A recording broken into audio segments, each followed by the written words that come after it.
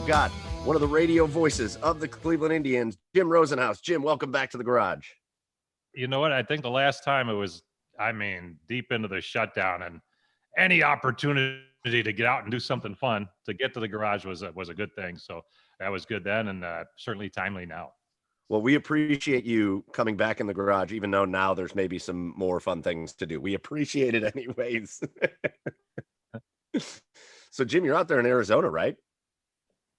Absolutely, yeah. Just a couple of more days, and then heading back to get ready for the opener. And it's amazing how fast sometimes spring training goes. All right, so out in Arizona, last time you hit us up with the champagne of beers when you did Garage Beers of the Week with us, you talked about maybe finding a different beer, maybe an Arizona beer out there. So we're going to let you kick us off on our Garage Beers of the Week here. Jim, what is your Garage Beer of the Week this week?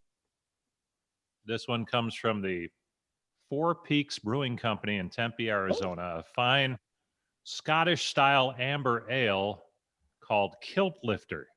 Oh, the name itself makes you just want to jump on board. And their light version is known as Guilt Lifter. So they have it going on with their Four Peaks Brewing. Good beer. I like it. Now the Guilt Lifter is probably like 12% alcohol, so you just get rid of all guilt of things that might happen. It's a light beer, but I don't think it is. yeah, right. The Guilt or the Kilt Lifter, there's got to be some alcohol going on with those. So hitting us with an Arizona beer as we wrap up spring training, and you get to come back to, well, normally you're looking forward to coming back to Cleveland weather, but we've been pretty good here. We're the weather looks okay here. So I'm not necessarily sure I even feel bad for you coming back to Cleveland weather now. It's interesting. The last couple of days out here have been in the mid 60s, which means hats, gloves, coats, any clothing are gone.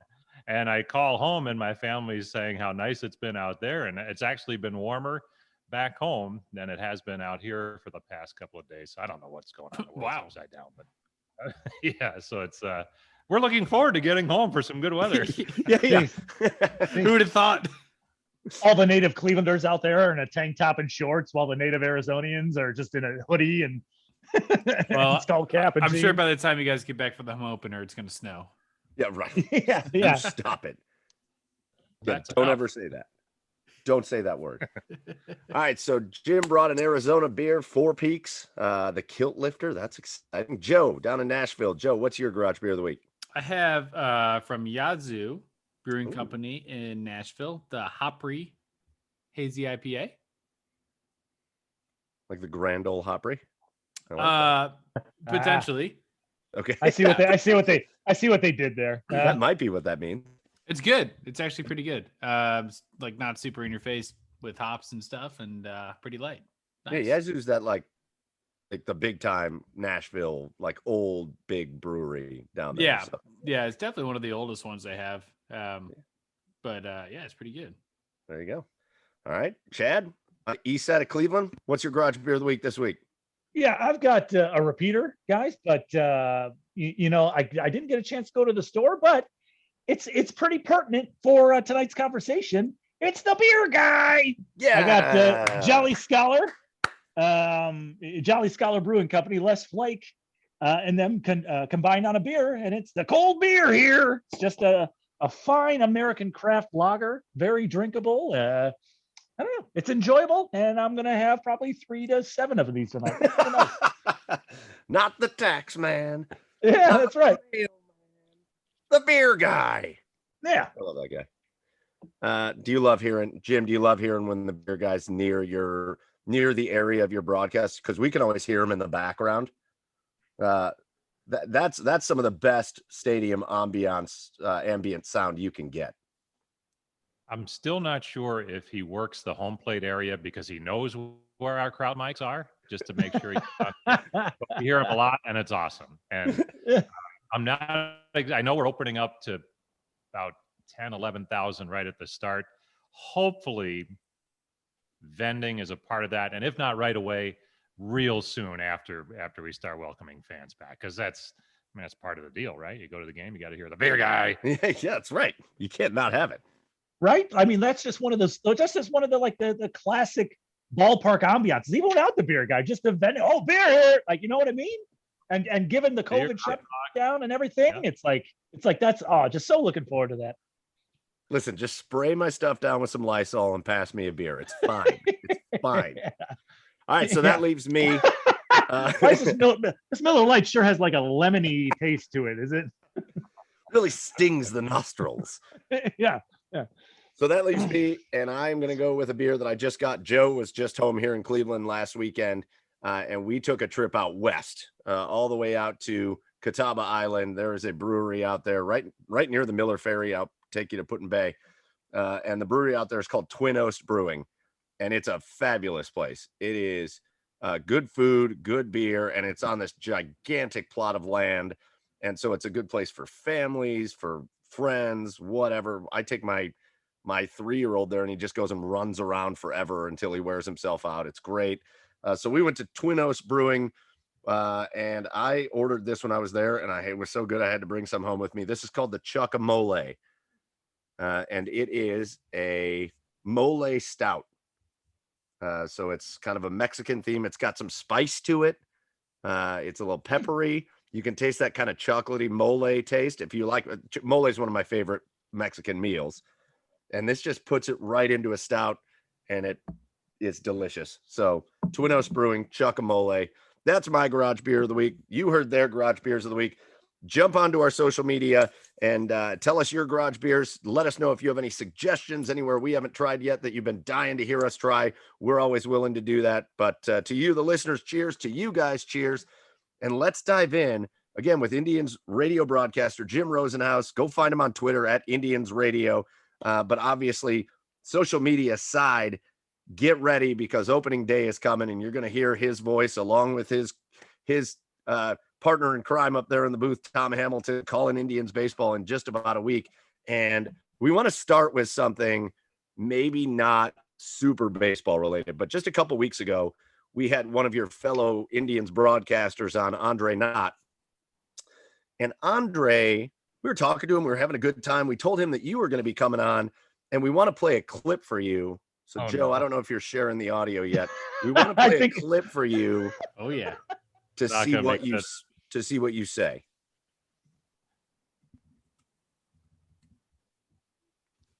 I have to say last year was a hard year. We've talked to a lot of broadcasters. We've had Rosey. Rosey's coming on in a couple of weeks again. I haven't even announced. When Rosey comes in, ask him why I'm always bringing up banana in the tailpipe.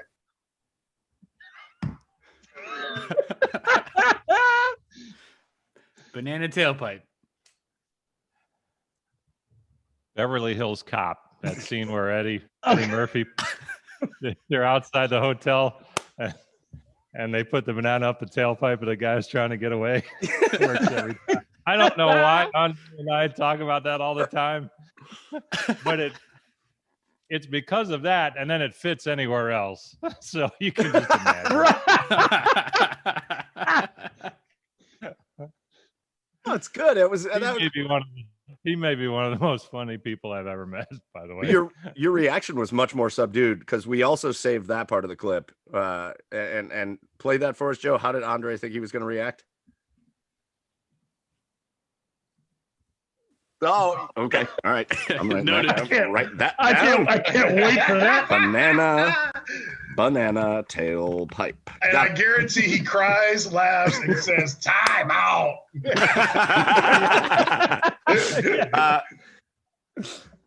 So we didn't get the timeout. We're going to have to tell Andre. We didn't get the timeout, but still funny nonetheless. Bananas and tailpipes with Jim Rosenhaus. Oh, boy. We're off to a start tonight, huh? Yeah, that's right. That's right. That's right. Yeah, it's going to be one of these. It's going to be one of these nights, Jim. We're ready. We're excited. Should have gotten a 12-pack instead of the 6-pack. Correct. So while you're down there, again, just a life question. You know, it's so different. We're in such a different place than we were last year and not knowing what was going to happen and all that. So how's Arizona out there? Are you guys able to do anything, or is it pretty much go call the games and then get back in your house and you know, nothing in between? You know, it's different and I don't know if Andre was out here yet, but there's certain levels. The players, coaches, and a fair amount of staff are in the quote bubble, and they've been really limited in what they can do. They go to the complex, play the game, and they're supposed to go home. I think after a while they were allowed to go to a restaurant if they stayed on the patio. And Andre was in that because they wanted to give him some one-on-one access with players to use interviews for the season for TV. Tom and I, they didn't have us doing that because we're calling a bunch of games, and they didn't want us going to the ballparks, being around people who hadn't been tested or vaccinated, and then bringing that to the complex. So it has been kind of different. We just kind of go and call the games. We have access to the players through Zoom calls, but it's different than just being able to walk up to their locker in the clubhouse and kind of have a conversation for a while, and sometimes that'll go in some really cool directions. So that's kind of off the table, but you get it. They just want to make sure they get through spring training. There's no incidents, outbreaks, anything like that. And I know it's changing as we go and seemingly getting better, but hopefully it continues on that path. But they just wanted to be careful. And they know Tom and I's, we obviously go out every night and are looking for trouble and then bring that back. So they wanted us to stay away. You guys have a reputation. You have a reputation. Yeah. No. Party animals. So yeah, pretty much it's go to the ballpark, call the game. And I think I can count on one hand the amount of times I've even gone to a restaurant patio. Or thank goodness, I know Tom's got a great grill in his backyard, and we have one here on a patio, and a lot of grilling out and just staying home at night. And that's our spring this year. It's a little different. Yeah. Going ham with Hammy. I love it. Now, Rosey, I mean, you mentioned sometimes, the sometimes the player interviews can take, funny turns in different directions. Is there any stories you can take us behind the curtain that fans wouldn't know about that you can give us from spring training there? You know what? Not so much this year because of, the lack of one-on-one access, but like last year, you go into the clubhouse and you're talking to different guys or whatever. And I was talking to Logan Allen, and hopefully if he makes the team this year, people will get to know him a little bit. He talks a mile a minute, and that's a good thing. I mean, it's fun. He's so animated, and he's fired up. He's excited about life in general. And so we were having a conversation one day, and he was on full Logan Allen. And Shane Bieber walked by, and I think he thought maybe I was in trouble because he's like, "Hey, come on over here. I got to show you some pictures of my place out in Santa Barbara, California." And he's like, "You all right over there?" I said, "Actually, yeah, that was kind of fun over there." He goes, "Oh, all right. I thought you might need a hand." Yes. But and he was just giving Logan a hard time. These guys, it's ruthless in the clubhouse. But and then we just had a great conversation about why he stayed in Santa Barbara, where he went to college, and he's showing me these pictures of like apartments where you stay, right near the beach and the ocean and the Pacific Ocean, all that kind of good stuff. Tough life. I mean, Lake Erie is nice, but this was really so yeah. I mean, just things like that. It's kind of fun to go down some different paths and just hear some of the joking around that the players kind of bust on each other and stuff. It's good. All right, so let's start talking about the team a little bit. First of all, what would you say? We'll kind of go and get into the actual season preview, but there's been some storylines going down in spring training. I think the biggest one, there's a couple big ones, but I think the biggest one that everybody's talking about right now, and I'm interested to hear your take on it, is that center field position. A lot of other positions, maybe outside of first base, because we don't know what's going to happen there yet, but a lot of people had expectations for center field, and those expectations have started going by the wayside, right? Mercado didn't win the job, and they kind of sent him down. And then people thought, oh, maybe this is Daniel Johnson's time to shine. And then he didn't win the job, and they said he's not ready yet. So you've got Bradley Zimmer out there, and you've still got this Ahmed Rosario thing going on. What's your impression of just what's going on out there? Is it people just not grabbing the job? Is it just boiled down to that? I think that's fair to say, although Zimmer of the candidates has had the best spring. And you kind of, you try and read the tea leaves kind of when Tito talks about different subjects each day. And obviously he's been asked about that a lot. Just kind of looking at it, I think they made the right call with Mercado. Just give him a chance to kind of settle in, work on things without the pressure of winning games in the big leagues, and he might be better off in the long run for it. Daniel Johnson needs to play, and I don't necessarily know that he would right away if he started the season with the club, and it doesn't do him any good to play once or twice a week. So I think Zimmer's probably best equipped to start the season. And it's interesting because, he's at a certain place right now, but you feel like he'll be a lot better in a month as he plays more because he hasn't played a whole lot of baseball in the last 3 years. So where he's at right now, you would think he would get better as he sees more pitching and just plays more and gains more confidence to get back to kind of where he was when he started to get hurt a lot. But I think the wild card, as bad as his debut in center field was with the 3 errors against the Angels, all you hear about Ahmed Rosario is how much he has embraced trying to learn center field and how he is spending mornings working with Kyle Hudson, who's the outfield instructor, the amount of work he's putting in and how quickly he's learning the position. He played a B game against the Dodgers yesterday and only had 1 chance, but he was fine out there. I think the bottom line is they like what he brings offensively.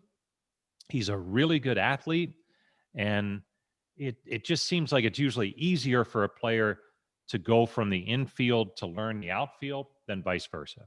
And so he's going, obviously he's athletic if he can play shortstop.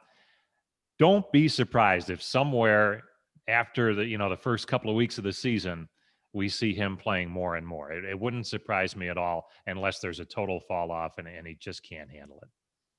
Now, Jim, it's interesting. It's interesting you say that. I had a question. It brings up a good question. A question in my head. Now, you mentioned like a Daniel Johnson. They said they feel like he isn't ready yet. But then you look at this Ahmed Rosario, who's moving from is moving from the infield to the outfield. Like I guess, I don't know. It's probably a simple, stupid question. I ask plenty of them.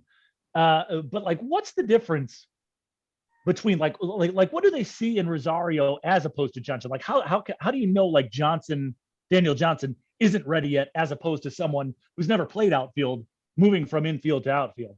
You see what I'm trying to say, I guess? I don't know. I think there's a couple of things. Just in terms of ability, he's had 4 years in the major leagues, and his last full season, 2019, he put up some really good offensive numbers. So he's proven it at the major league level, and DJ hasn't quite done that yet. So I think there's some of that, but also, it may come down to roster construction in the end. Rosario can play the infield. I could be your backup shortstop or even second base as well as center field. So it gives him a little more flexibility. Johnson hasn't played a whole lot of center field in his career. He's played a lot of corners and a little bit of center. So, I think that all factors into it. We're not 100% sure how the final roster shakes out. The fit may just be better to have Rosario on the roster instead of Johnson. When you look at, all right, outfielders, Zimmer, Eddie Rosario, Josh Naylor, Jordan Luplow, there's 4 right there. But sure is looking like Ben Gamble might make it. So there's 5. So Ahmed Rosario can kind of go back and forth and not really count as an outfielder, not really count as an infielder. There's numbers games going on, and that's what keeps these guys up at night the last, week of spring training, the front office and the coaching staff trying to figure out where everything fits. Yeah, it's interesting. Go ahead, Joe. Oh, I was going to say, for someone like Ahmed Rosario, when you're asked to transition out of your kind of like home, I'm the shortstop and now I'm being asked to play center field. Do players like typically respond well to that? Is that a conversation that like they kind of have to sign off on before they go and do it? Is that something they're excited to do? Well, I think it depends on the player. There's a lot of players who they might say, okay, but not really have their heart in it. And you can tell. There's other players who would just flat out be like, you know what, that's ridiculous, and maybe request a trade or something like that. Just they're not on board at all. But by all accounts, he has embraced it tremendously, and some of that may be he lost his job in New York last year to Jimenez. Andres Jimenez took his job at shortstop in New York last year. So he might have seen it coming here once they started playing, because Jimenez is really slick defensively at shortstop, and he can swing the bat too. I think he's going to be a real nice surprise for Indians fans this year. And I think Rosario probably had a pretty good indication that this could be a possibility when he showed up here. And again, by all accounts, his attitude has been tremendous, and he wouldn't look. You don't have to go out and put in the extra time in the morning like he's doing. It doesn't do you any benefit if you don't, but there's a certain enthusiasm there, and that helps. So I think he's on board with it. But it's certainly commonplace where players are just like, no, I'm not doing it, doing it, and it's to their detriment. So, I think he realizes this is my ticket to playing time here. So there's been a lot of stuff going on in spring training, a lot of storylines, what's happening in center field, first base. You've got pitching mechanic breakdowns that are going on. You've got these bullpen guys that are throwing 100,000 miles an hour. For you, as you've watched this team progress through the spring, what's been the thing that's really kind of surprised you? What's been the thing that maybe you weren't expecting as much that has really caught your eye, that's got your attention going into the season? I would say the emergence of Jimenez at shortstop. Obviously, it was a tough day in January, the day that Lindor and Carrasco were traded to the Mets. And man, not only is it tough to lose Lindor, but what are the Indians going to do at shortstop? And once this kid started playing on a regular basis in spring training, it was apparent from almost game one of the Cactus League schedule, this kid can play. And is he going to be Francisco Lindor at his high point? That's tough to do, but the best that he is at 22 is pretty exciting. There's a lot there that's good. And most importantly, look, it's a team built on pitching and defense. You have to have a quality shortstop. And as much as Lindor put up great offensive numbers and made these spectacular plays, if a ball was hit to short, you wrote in your scorebook 6-3 before he even made the throw. Yep. You knew it was done. It was a done deal. And that's what you're looking for. And that's what this kid brings at a very young age. So that's been a real pleasant surprise, because it was something certainly you were watching as camp began. Bobby Bradley's been a great story. Got off to a great start at the plate.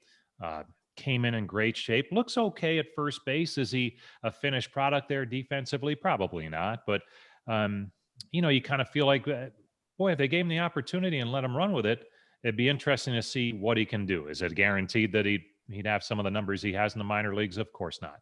But he's been exciting to watch. And then you mentioned these guys who throw 100. Class A, as the other day, was 101, 102. It's crazy. And it doesn't even look like he's rearing back and letting it go. Karinchak's getting close to 100. Trevor Stephan, this kid from the Yankees that they claimed with a Rule 5 selection, has to make the team or be offered back. His stuff's been as good as anybody's. So that's exciting. So there's some good stuff going on in the bullpen. Henry Rowan-Gardner. Emmanuel Class A is joined, but Rosenberger. Jim, I'm curious. I asked Andre this because you mentioned how Bobby Bradley is having a great spring. I'm curious about your take on this. How much can we take from a guy having a good spring and be encouraged about the regular season? Because I compared it to a guy in the NFL preseason that you see like, oh, this kid's looking really good. We want to see more of him. How much can we take away from a guy having a good spring? It's really hard because and I think Terry Francona has been that word of caution about his start, and he doesn't want to take anything away from what Bradley's done because it's really good. But he said, look, and here's a great example. Shane Bieber, in his first outing of the spring, gave up a bunch of runs. And you're like, oh my goodness, what's going on? It's Shane Bieber. But he said, I didn't throw my curveball because I know I have a good curveball. I'm working on another pitch that's going to make me a better pitcher this season. And the other team took advantage of that. So other pitchers do that too. Yeah, so other pitchers on the other team do that too. Bradley's not seeing the full repertoire, and he wasn't, teams haven't pitched to the scouting report yet. They're going to find the holes, and then it's how he adjusts to that. So that's what's so hard about players who have good springs. I mean, every year there's players who just carve it up in spring training, and then the season starts and they struggle. So I'm not saying that's what will happen with him.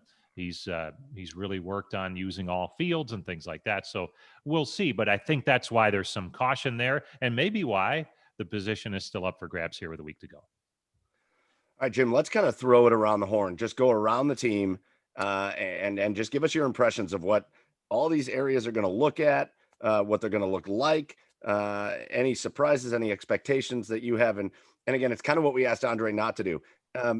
We're all lying to ourselves if we didn't say that there was some tumult. It was a tumultuous offseason when it comes to losing franchise players, and it comes to scandalous things from the past that have had to be dealt with and all this stuff. So we're looking to get excited now. We're looking for that, that pick me up heading into the season. So again, we'll just start at catcher. And Roberto Perez, the big news about Roberto Perez, right? Losing 25 pounds coming in. He lost weight last year. Now he lost 25 more pounds coming into spring training. His defense is elite. It's always going to be elite. He's an ideal catcher for pitchers. He's impossible to run on, but the bat is very hit or miss. It goes in hot streaks, right? Every once in a while, Roberto Perez can't miss for a week, and then there's a 2-week span where it's tough to get a hit. So is him getting into great shape? Does that give us hope for maybe more offensive improvement? And what have you seen? Have you seen anything from Hedges, who they acquired last year, who there was a little excitement about as far as, being Perez's backup and what he can bring? Well, I think Roberto's had a great spring because just about everything he's hitting has gone to the right of center field. I mean, when he's at his best, he goes to the opposite field. I think both his home runs have gone to right center and right. Most of his base hits have gone that way. He'll pull the ball, but if he's going that way, that's a great sign. When he had the big year 2 years ago, so much of his power was to right center. So he's back to that, and hopefully he can stay with that. Defensively, he's fine. Hedges is tremendous behind the plate. In all honesty, he's had a real tough spring at the plate. So we'll see what happens when the regular season begins. Career-wise, he's always struggled at the plate. So it may just be something you live with. And when you think about it, as a backup catcher, you're playing once, maybe twice a week. With Perez here and in great shape, it's probably going to be once a week at the start. So that's a hard deal to hit in anyway when you only play once a week. So they'll take great handling of a pitching staff and excellent defense from their backup catcher at the expense of some offense. And that's, I think, where they're at behind the plate. All right, so move over to first base. We've already talked about Bobby Bradley, the tremendous spring training, but it's concerning to a lot of fans. And maybe the best way to put it is, I don't think a lot of people have a ton of faith in Bauers that are just fans. Now, their faith doesn't necessarily matter, but in the time that he spent with the team, there hasn't been a ton of production. Now you've got Bobby Bradley, who people have been excited about for a couple of years. He's really showing flashes in spring training. So we just talked about that, how important is spring training and all that. Bradley's been exceptional. Jake Bauers hasn't. And Bradley looks like he should be the guy that comes out of camp as the clear-cut first baseman, except for one thing. Jake Bauers has no options. So if Jake Bauers isn't the first baseman coming out of camp, he's as good as gone. So, what do you think? True gut feeling. What do you think wins out there? And if it's Jake Bauers, is it anything other than just one last chance, or should there be some more faith in him to be able to produce? Well, I think if it's Jake Bauers, the coaching staff sees something in him here in spring training, and it's been getting a little bit better at the plate late in the spring. I think they see something that makes it where they want to keep their depth and not lose a first baseman. So you do that by sending Bradley to the minor leagues. And don't forget, if, depending on the outfield situation, Josh Naylor has a lot of time at first base. He hasn't played there this spring because they want to give the other two the chance. But, again, we're sitting here on March the 24th. If we were to talk on May 1st, this thing could look completely different, and we'd be laughing about what we're talking about because maybe Naylor's nailed it down after 2 weeks and he's the first baseman and you got a different outfield. And Right. It's just, it always works that way, where, you have all these discussions in spring training about different positions, and then there's certain ones that don't go anything like you anticipated. So I just think,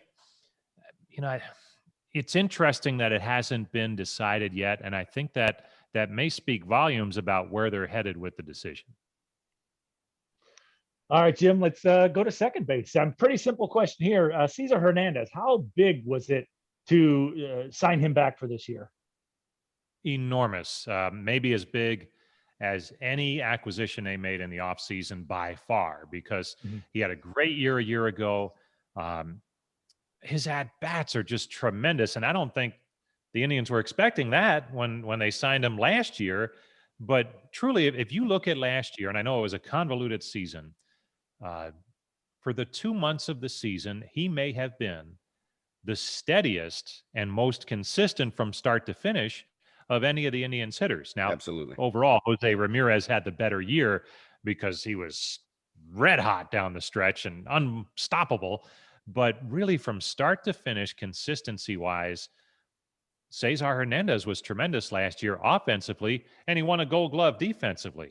So to have him want to come back and be a part of this and continue what he started a year ago was really, really encouraging that the Indians got that done. And he's had a tremendous spring. I think for him, he probably wished spring training was done last week because he's ready to go. Yeah.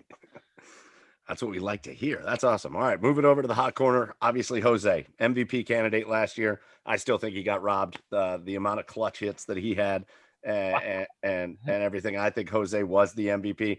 Getting the Indians into the postseason, and I think that should have been accounted for. But the guy's absolutely clutch. The question is, for the longest time now, it's been the Jose and Francisco show over on that left side of the infield. And frankly, in the batting order, it's been the Jose and Francisco show and all the other guys. So, what does it do to the mentality of Jose Ramirez now that his partner in crime is no longer with the team?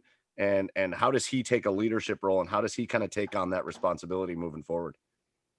Well, I think he has built up a little equity in terms of leadership. It will be interesting to see with Lindor not in the lineup if Jose tries to do a little bit more, which can be a detriment at times. As he just needs to be himself, and he'll have a great season, and it'll be plenty. And he's got to trust that others in that lineup will be able to be surrounding him with some good production too. But once you see a hitter that kind of tries to do it all by himself, and we've seen it with him, the swing gets long and he gets a little pull happy, and then you have some long stretches where it's a struggle. But if he can stay in that zone that he was in the second half of last year, he'll be just fine, which is a lot easier said than done. Yeah. But the talent is certainly there. And you're excited to still have him there. And maybe this opens the door for him to really be that offensive leader for this team. All right, Jim, let's head to the outfield real quick. Eddie Rosario. I mean, was there a more underrated and I don't know, unheralded pickup anywhere in the MLB this offseason? Like, I mean, how has Eddie Rosario looked this spring? If he hits for us like he does against us, he's going to hit about 800 for us this year. So, I mean, how do you feel about Eddie Rosario? Well, I think that's the key. If there's some way that the Indians can put the opposing starting pitcher in their uniform and throw to Eddie, it's a guaranteed MVP season. Now, since that's probably going to be difficult to do, we'll have to just rely on the fact that he's a pretty good hitter, and hopefully he'll get the job done. But, it's interesting. He really hasn't had that good a spring, but nobody's really concerned. he feels like he's getting where he needs to be here as things get to, to a close for the spring. And, I called some of the Twins guys on their broadcast crew after the Indians signed Rosario, and I said, what are the Indians getting? They said, you're going to love him. There's going to be some nights where he's going to do some goofy stuff, but the good far outweighs that. And you'll love him. He plays hard. He plays every night. He's going to swing at some pitches up around his eyes and hit him out of the ballpark. And then he'll swing at some in the dirt and miss him. But they said, look, at the end of the year, you're going to look up. He's going to have his home runs, and he's going to drive in a ton of runs. And certainly that's what the Indians have needed from an outfielder for a couple of years now. So I think they're really excited to have him and that he was available. I skipped us over. Go ahead, Chad. No, I was just going to make a comment. Like, as Tito always says, guys are going to get their numbers. Yeah. Last year they couldn't because the season ended after 2 months. But I think they're exactly. They're all happy to have a bunch of games to work with this year. Oh yeah. I skipped over shortstop because we've already talked about Andres Gimenez a bit, and his ability in the field, and the fact that he's put some good at bats together in the spring and has some MLB experience. But I do want to step back to him just for a second at shortstop and talk about the bat. What kind of, when he's going right, what kind of hitter should Indians fans expect out of Andres Gimenez? Well, don't look for a lot of home runs, although he's a lot stronger and hits for a little more power than I think maybe originally anticipated. But one season in the minor leagues, he stole almost 40 bases. So he's got the good speed, but it's line drives all over the place from this guy. And I don't know if everyone was expecting that. I think they kind of looked at him as, still developing as a hitter, which he probably is, but there's a lot in there to like already. And there's some pop in there too. He's hit some home runs in spring training, which I know, down here the ball jumps, but still it's pretty impressive to see some of the power that he does have. But look, is he going to hit, 35, 40 home runs like Lindor was doing? You wouldn't think, but I think he'll be an on-base guy. I think he'll get his base hits and he'll have good at-bats. And I don't know what that means for the numbers at the end, but they were decent for the Mets at the end of the season last year and in his first season in the big leagues. I sometimes suggest things that are comparative, and I don't want people to think that I'm saying he is this player, but I'm going to tell you everything I read about this kid, the elite level defense that he has potential to play, the speed, the take you by surprise level, the way the ball jumps off his bat. There's just a lot of stuff that gets said about this kid that reminds me of this other kid that came up out of the Indians minors, like, I don't know, however many, 6, 7, 8, whatever it was years ago, that played shortstop here until he was traded to the Mets this last season. Because that's how everybody talked about Lindor. And again, I'm not comparing the two, but when Lindor came up, he wasn't a 30 home run guy. Nobody thought he was going to be a 30 home run guy. He was a guy that hit line drives and got on base, and he was fast and he played great defense. And I keep hearing people talk about Gimenez, and I'm like, this sounds a lot like we were hearing when that Lindor kid first came up. So hopefully that growth potential is there. And if you have everything except for 35, 40 home runs, I think you take it anyway. If he hits 280 and drives in some runs, steals some bases, plays good defense, the Indians will take that in a heartbeat. Now, I have another potentially dumb question. Let me know if it's dumb. The report came out that they were doctoring the baseballs this year, so they didn't jump off the bat and out of the park this year. Does that play to an advantage of a line drive hitter, or is that just kind of the ball's just not going to jump off the bat as much? Like, how much does that play to a line drive hitter, if at all?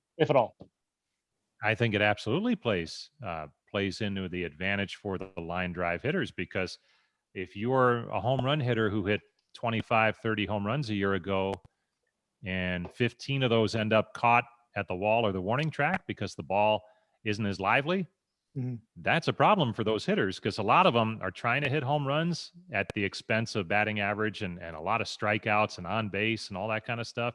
So if you are already a good line drive hitter who gets on base, takes their walks, and doesn't strike out much, I would think with a less lively baseball, you'd be better off. All right. So not a dumb question. Yes. No, you did it, Chad. You did it. Made a good one. At a half hour in, that might have been the best question yet. Okay. Yes. All right. Yes. Anything for Chad. I knew I liked you, Rosey. I knew I liked you. He's got the beer guy beer. That's the winner right away. Yeah, beer of the night goes to Chad. Beer of the night. Who wants Mole Stout? Come on, that's indigestion right there. Oh, wait a minute. We don't talk down on other beers here, Jim. Well, we appreciate all beers. Mike. Tonight we do, Mike. Okay. All right. Like Jim. All right. That's terrible. I'm sorry. I'm joking. All right. We talked a little bit about center field and all these other options. So where it feels like it's going because of where it is that you're going to see Bradley Zimmer in center field with Ahmed Rosario getting sprinkled in and out, right? So here's what I would ask of you. Help us feel good about Bradley Zimmer. And listen, if you're an Indians fan and you've paid attention, you've seen the flashes with Bradley Zimmer. Obviously, could be the best defensive center fielder. He could be the best defensive center fielder or one of them in baseball if he can stay healthy, because he runs with the longest strides any human has ever run with. He covers incredible ground. Sometimes at the plate, he looks like he's swinging a telephone pole, and that is a little problematic. So it looks like he's going to get that crack. Help us feel good about that. I think if you can think back to when he was playing every day in 17 and then before the injuries, he could hit a ground ball to short and beat it out at first base because he was so fast. I think for him to put the ball in play, kind of like what we're talking about, he doesn't have to hit home runs, but he's worked awfully hard on his swing in the wintertime. And, there's still some strikeouts in there for sure. But I don't know. I remember when he was playing every day and there was a lot of good there. So hopefully he can build on that. I know he said earlier this spring, it was just nice this offseason to actually be able to work on my game and work on my swing and work on my approach at the plate instead of rehabbing an injury. And then, oh, by the way, try and get better instead of just trying to get healthy. There's a big difference. I mean, defensively alone, we've seen so many great plays from Bradley Zimmer over the years. Yeah. It's just incredible that we haven't seen really his full potential and a full season from him. And, you hope for the best for him, that he can stay healthy this year and really see what he's made of and what he can, provide out on the field.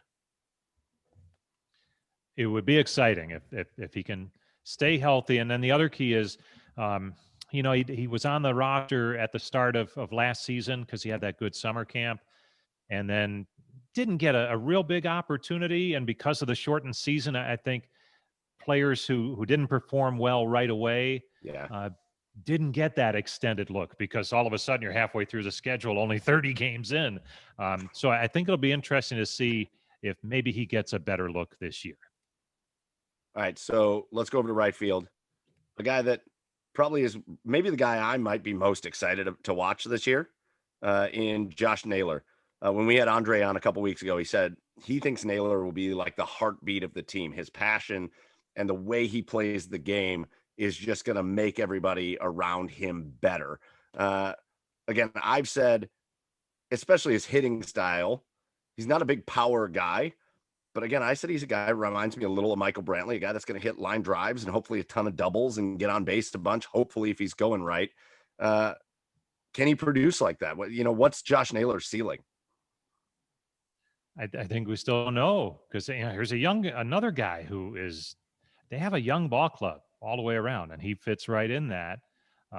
Just scratching the surface. He hasn't played a full season in the major leagues yet. So, what is his ceiling? I don't think anybody knows, but it'll be fun to try and find out. And he's certainly going to get that opportunity here. Look, he plays like his pants are on fire, which is great. There's a ton of enthusiasm there. Swings hard. So, maybe there's more power in there than we've seen so far. But it'll be fun to watch him be able to settle in because, I think he's ready for a prominent role on this team, and we'll see if he can take advantage. All right, so we've went around the outfield, we've went around the infield, we've talked about all that. Let's talk about the bench for a second and who you're feeling good about, because there's a lot of the crazy thing about the Indians this year is it just feels like there's a lot of these other guys that are just making it. You can't go on Twitter when there's an Indians game on and not see a Yu Chang home run. Like that guy has been phenomenal, and so you got guys like Yu Chang, Owen Miller. You brought what was that? What about Fran Mill? What about we didn't even talk about? Oh my god, we didn't even talk about the designated hitter. We didn't. All right. Next, I'm going to put that next on the list. We'll talk about Fran Mill. Okay. We'll get there. But you got these guys, Chang, Owen Miller, Ben Gamble, Harold Ramirez they brought in. And then we've talked about Ahmed Rosario. Like it seems like there's a lot of really good depth. And I think you see that in the fact that the Indians, Tito and the front office were comfortable getting rid of a guy like Freeman, who they've loved and who's done good things for them. You got Luplo, you got, like, how good are you feeling about the depth, and which of these guys do you feel like are going to be good producers for this team? I feel like Luplo for sure. And I know that might be hard because nobody's really seen him this spring, played less than a week, and his swing is right where it needs to be. So look for Luplo to be a key contributor, especially against left-handed pitching. I don't know who the utility player will be. You would think it would be Chang, but Owen Miller's had a very similar spring. They both have had great springs, but I think they may want Miller to go play every day. And then, if there needs to be a change later on, they can do that. But I think when they traded Mike Freeman, that seemed to open the door for Chang. And it's not a guarantee yet. It hasn't been official, but he's had a really good spring. The key will be, do they think that he can handle playing a bunch of different positions, and especially in the month of April, maybe play, 3, 4, 5 times at best because of the nature of that job. And you have Jose Ramirez, Cesar Hernandez, and they're hoping Jimenez. These are guys you can't get off the field. So especially early with some off days, it might be hard to get him in there, but maybe they're going to give him a shot because he certainly has shown in summer camp last year and now spring training this year, he's made some significant adjustments with his swing that have really worn well for him, and it's exciting to see. Real quick on Yu Chang. Where's Yu Chang slotted in the lineup for today's game? First base. So add more to the first base drama. All right, Jim. Well, unlike Mike, I don't forget about the designated hitter. This isn't the National League, Mike. We have designated hitters. There are rules in the American League. Okay. Franmil Reyes. How has he looked this spring?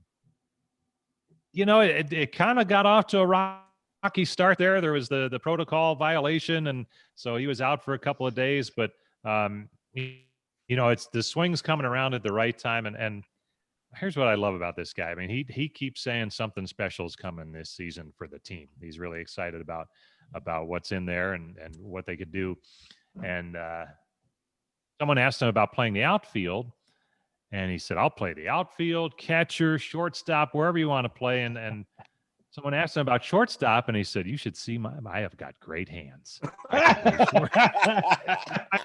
He'd be the biggest shortstop in Major League history if that ever happened. I can't get the picture of a 6'5", 260-pound man making like a diving barehanded double play now. And here's the thing, I don't know when the right time would be to try it, but if you're Terry Francona, aren't you curious to see if he could do it? I mean, it might cost him a game, but man, it would be something else, wouldn't it? If you looked out there and saw Franmil Reyes playing shortstop.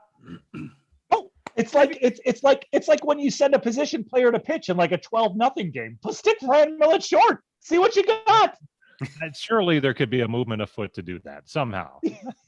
I think we're starting it. I think this is the grassroots movement. This is the origin of the movement.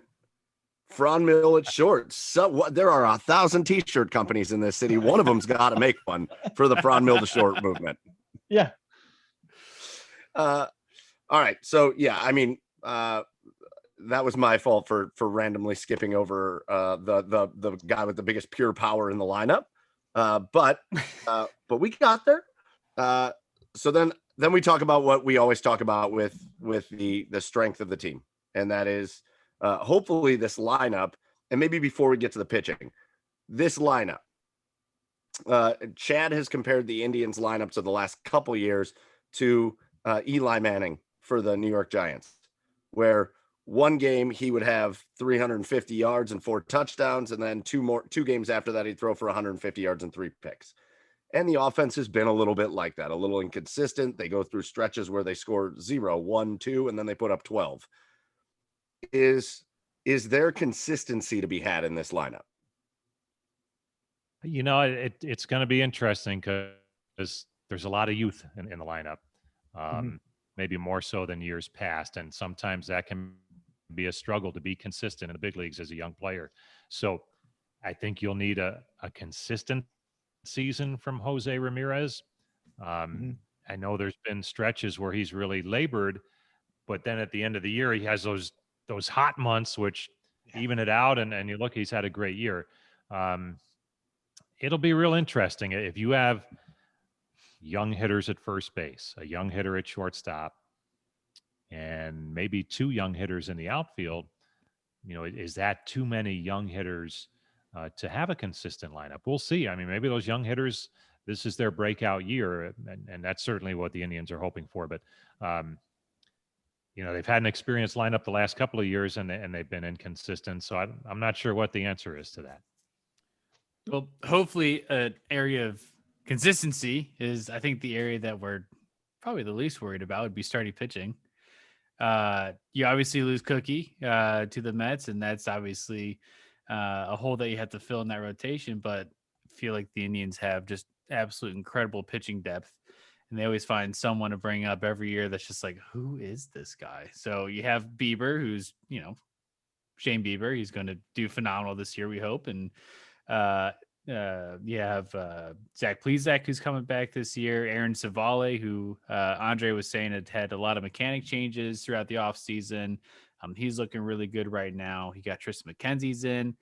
Do you think they're going to start this season off with just a 4-man rotation? Do you think they're going to name maybe a 5th starter before the season starts? How do you think that's going to play out? I think there's still some discussion about slots 4 and 5, just based on the springs that they've had. I think the first time through the rotation, you'll see a 4-man rotation because there's 3 off days in the first week of the season. So that certainly would, you know, there's no need for a 5th starter at that point. But it's going to be real interesting. I think at this point in the spring, there's 2 spots in the rotation among 3 pitchers, and Logan Allen has clearly had the best spring of them all. Tristan McKenzie and Cal Quantrill have had their ups and downs as they try and get ready for a season. So it's going to be real interesting, but you know, you got a young kid in Sam Henches who was really impressive in spring training. He's waiting in the wings, and there's some others at the minor league level that they're really excited about that we saw this spring that, you know, I think, as you said, we may not see them until June or July if there's a need, if there's injuries or ineffectiveness or the new, not new, but getting back to a full season and how that innings jump impacts certain pitchers. You're going to need at least 8 to 10 starting pitchers, good starting pitchers, to make it through the season. I think the teams that make the postseason will be the ones who can roll out about 10 starting pitchers over the course of the 6 months. So what have you noticed? Because again, the Indians, the way they produce pitching and the way they improve pitchers and get them in. That because again, that was the big thing that to me has been one of the most interesting things is they said they've added an arm angle to Savale that's similar to what they did with Bieber and similar to what they did with Plesac. So his delivery looks different because he's coming from a different angle. He's got a different angle when he brings the ball back. Have you noticed Savale looking like he's kind of ready to take that next step? Well, he definitely, you know, the delivery it's a subtle difference. So you really have to look for it, I think, compared to a year ago. But, I think just his demeanor on the mound, I mean, he's a really, really good competitor. And I think that showed last year. He was second on the ball club behind Bieber innings pitched. I mean, he started a game, he was getting it into the 7th inning. There were a couple of rough outings at the end that kind of boosted his ERA, but for the most part, he was rock solid. And I think the Indians are looking forward to seeing that again. And he has looked pretty good this spring, I think, and is ready to go for the season.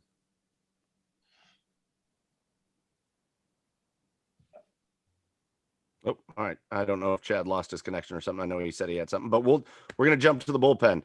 Lots of veterans in the middle relief area. Anybody that's exciting you there? Any newer guys kind of, because again, everybody's going to talk about the end. Whitgren, Clase, Karinchak. We're all going to talk about Whitgren. There it is. Clase and Karinchak. But you talk about, and hopefully, and I'd be remiss if I didn't bring up Brian Shaw, who had just got announced today that he's making the roster.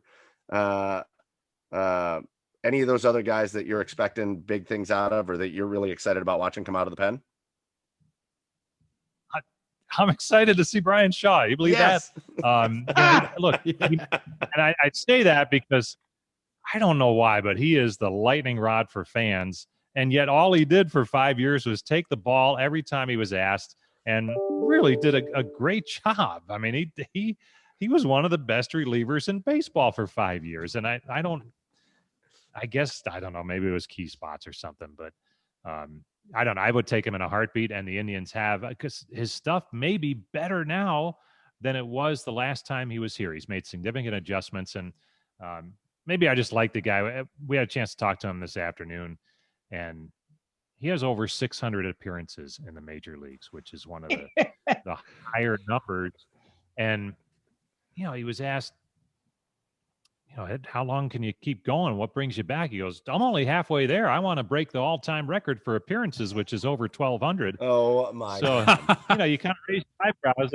And he's like, kind of tongue-in-cheek, but he loves to pitch. And I asked him, I said, there's so much about pitch counts for starters and innings limits.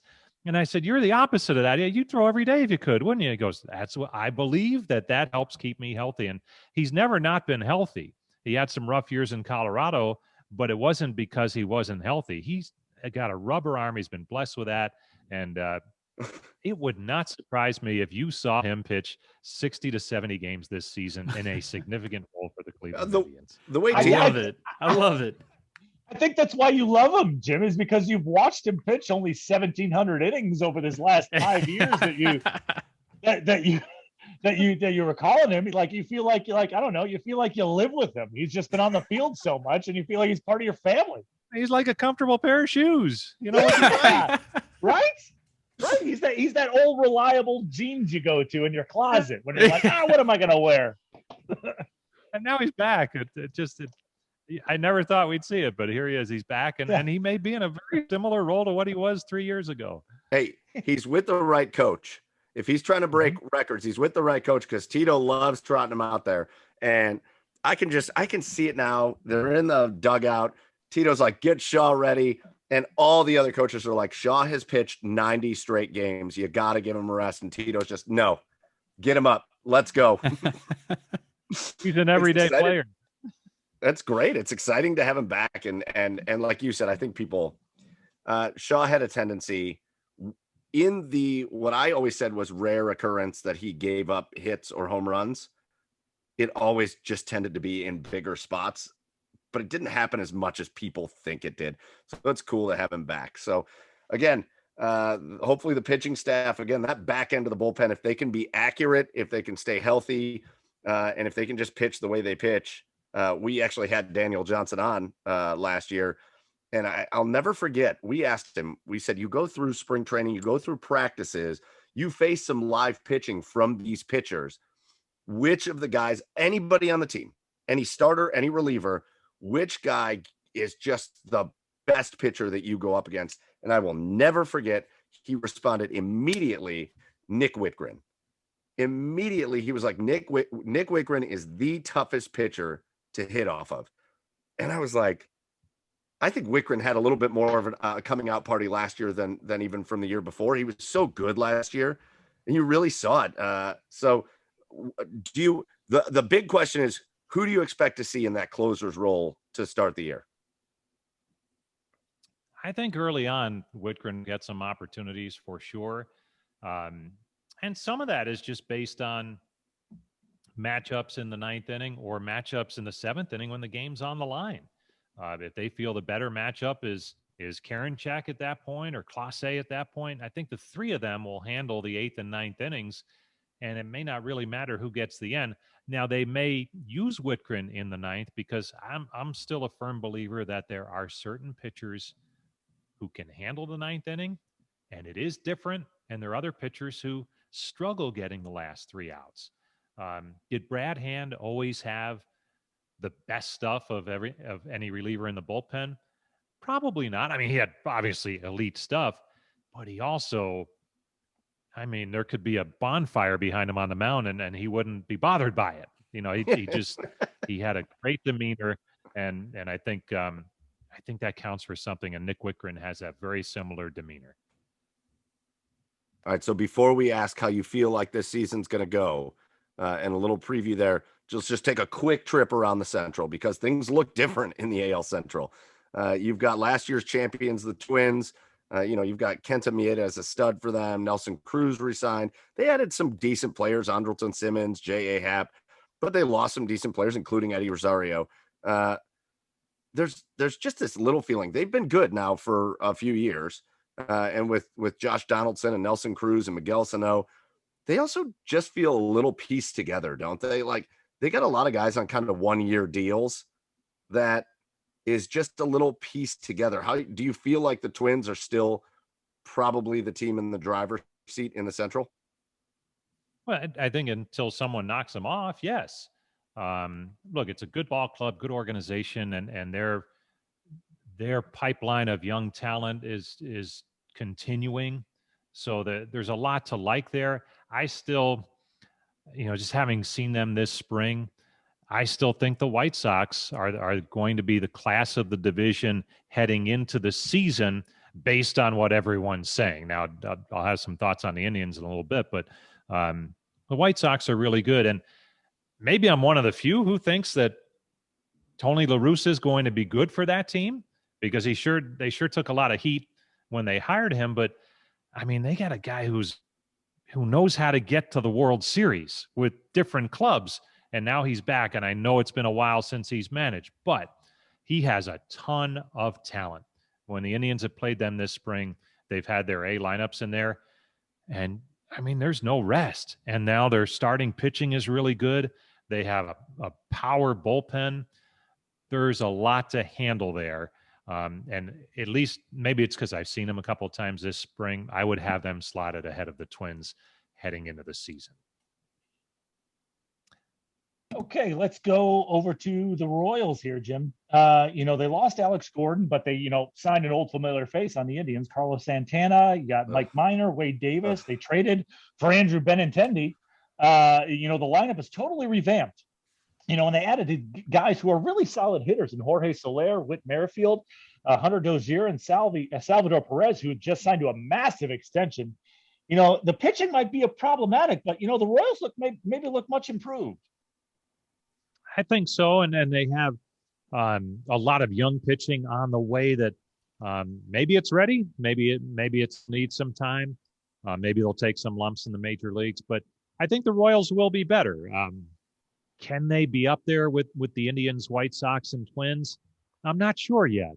I think they still have to prove it over the course of a long season, but I think they are on the right track, getting better, and I think the Tigers are similar. I don't think they're quite where the Royals are, but Detroit's young talent, mainly pitching, that is close to the major leagues and starting to get there, is really exciting for them. I think they'll win enough games to be in the upper echelon of the division. No, I don't, but look, you still got to play the games. But I think it is fair to say that the White Sox and Twins are everybody's darlings from the prognosticators. from an Indian standpoint, I believe that a Terry Francona ball club will make it hard for other teams throughout the season. What that means in the end, I don't know. There's a lot of change here, but I can tell you there's a lot of players in that clubhouse that we've talked to who have been here for the good seasons and winning baseball, who are kind of excited to get it done with this group. And especially because off of one trade made in January, I think everyone has discounted the Indians. And I think the players who remain are kind of like, well, wait a minute. We had a lot of good players and we're still here and we added some good players. So, there's a little chip on the shoulder and that's okay. It's been a while, I think, since the Indians have had that. They're the favorite for a while in the division. So it's a little bit different. And I think that's okay for this club at this time. I feel like with the pitching staff that the Tribe has alone, and the hitting is going to be an X factor this season, but it's going to be hard to think of any team in the Central, I think, getting past that pitching staff this year. At least the way that I see it. It's just too solid front to back. And if we can get some offense to, be consistent this year, who knows what we might see from the Indians. Jim, do you think, go ahead, Mike. I was going to say, do you think they're in a position? Again, we talked about an offseason that, like it or not, it wasn't the fans' favorite offseason for sure. And we're talking about heading into a season with, especially over the last 5 years, a dramatic pay, a salary cut from where they've been. But do you also think that this team is now in a position where, let's say they are competitive, because this is a trade deadline team. That's what they do, right? It's how this front office works. They're not signing big splashy free agents in the offseason. They look at that trade deadline. Do you think they may be at a point, because of the dramatically reduced payroll, where you could bring somebody on at the trade deadline that might not be a rental if this team is competing, that's an area where this team could look to improve? I think it's going to be really interesting and maybe dependent on what happens in terms of attendance. What are teams allowed to welcome in, specifically the Indians in Ohio? And how does that go? Where does the team stand at the trade deadline from that standpoint? And that may be a lot of teams in baseball. Who has the money after a lost season a year ago with no fans and then limited fans early this season? Who has the finances to go get players and make those moves? It's going to be fascinating. Maybe we'll be back to normal by then, but maybe not. And I think it's still something that we really don't know how it's going to play out, because this is uncharted territory for every team in baseball. So, Jim, what's your schedule look like? Are you doing the same thing our buddy Tim Alcorn's doing with the Cavs? Are you going to be calling the game from the booth when the team's at home, and then are you still calling the game from Cleveland when they're on the road? At least at the start of the season, it's the same as last year, which is yes, we'll be calling road games from home. Although Tom and I are going to shoot over to Detroit for the opener and call that one in person. Oh, nice. But we're still outside the bubble, so it's it's a little bit different for us. But hopefully that changes throughout the course of the season and we can get back out there. Tigers are going to set you up with a folding table on the roof of the stadium. That's what we're hoping. And if it's a windy, cold day, that would be awesome. Yeah. Perfect setting. You know what they have there? Have you guys been to Comerica Park? Yeah. Yes. They have that Ferris wheel down the one line on the concourse. They'll probably put us in that. That might be fun. Yeah, bird's eye view of the game. Right, and we could be just up on the top. They could just stop it near the top, and be covered. Bieber the wind and the pitch, and he's hold on at the bottom of the Ferris wheel, folks. Looks like you can just see from a high atop Comerica Field. Yeah. Okay. So lastly, before we let you get out of here, we've talked a lot about the Indians, a lot about the Central. We've got your feelings on the Indians, and again, doing exactly what we kind of asked you at the beginning, just getting us excited. after a crazy offseason to get back into a full season and all that. Look around baseball a little bit more, right? The Tampa Bay Rays were in the World Series last year. And obviously the Dodgers went and made moves, and you got the Yankees that are going to be the Yankees and these other teams. Is there, take the Indians off the equation because we want the Indians to be that team that represents the American League when it gets to the World Series and all that. But is there another team you see kind of brewing out there that kind of is like the Rays, what they did last year? It was like a lot of people were talking about the Rays at the beginning of the year, but it was kind of like, they could be pretty good, and they wind up in the World Series. Who would be that team for you this year that you think could be that team that jumps up and surprises people in other areas of baseball? You know what? In the American League, I don't know if the White Sox would be a surprise because they had a good year last year, and there's a lot of talent. But maybe a team that could be really interesting this season is the Blue Jays. Yes. They've made some really nice moves. They have the potential to play in 3 different home ballparks this season, which will be interesting because they're going to start down at their spring training park in Dunedin. They might make a little stop for about a month in Buffalo, where they played last year. And at then Jim Rosenhaus Field exactly. in Buffalo. And then, if the border opens up, then they can go home and actually play in Canada for the first time in a long time. So it could be a really bizarre, but good year. That's a good young ball club with some great young talent. There may be bullpen wise. I know they got some tough news on their closer earlier this week, but they're really an interesting team to watch that I'll keep an eye on. And obviously a tough division with the Yankees and the Rays already. I feel like George Springer signing only a $100 million contract when I need to get the hell out of Houston. Yeah, that's right. Yeah. All right, Rosey. Well, we appreciate your time. We're going to let you go. But again, Jim Rosenhaus, one of the radio voices of the Indians, hear him on the Indians radio network. You can do what I do. I love listening to the TV guys, the radio guys, but sometimes I mute the TV and listen to the radio. You can do it all. But listen to Rosey, Tom Hamilton.